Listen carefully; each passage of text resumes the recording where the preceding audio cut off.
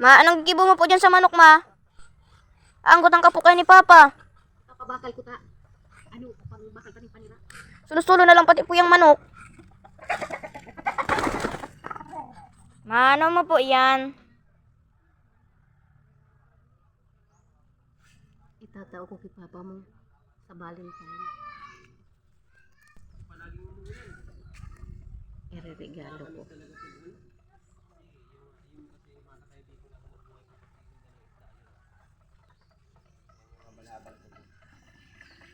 Yan na balabal ko mga katay dito, napunda ko din po yan. Ano? Sarili ko na po yan. Ano? Kaya na yung lugar. Ah, Mas magandang malahulugan po. para sa Valentine.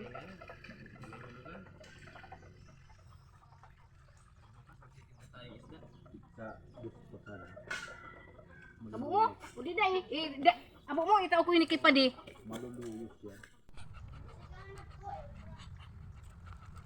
So yung maluyugan pati sa doon.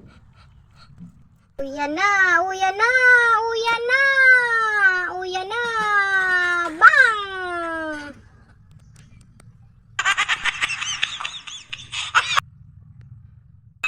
Mama, ako na lang pong mahugas. Ano lang mahugas? Iya po. Iya lang yung sino. Hugasan mong maray ang mga pinggan ha, sabunon mong maray ha. Ano pong ulam? Ay, wow! Yan. Anong ulam? Yan. Anong ulam po? Almusal natin. Yan, paborito mo. Yung prito. At daing. Mamaya na yan, itlog at saka sausawan. Yan. Pray na muna. Apo.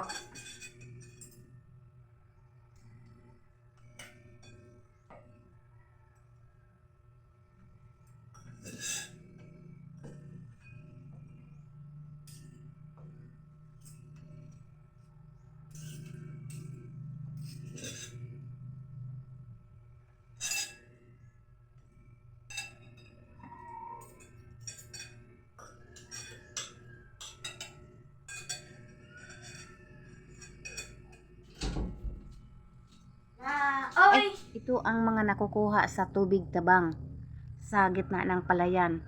Ayan, maraming isda. May tilapia at saka itong isang klaseng isda. Ayan, maraming salamat sa mga nag-like at mga nag-comment. Sino kaya ang mayroon pang mga ganito?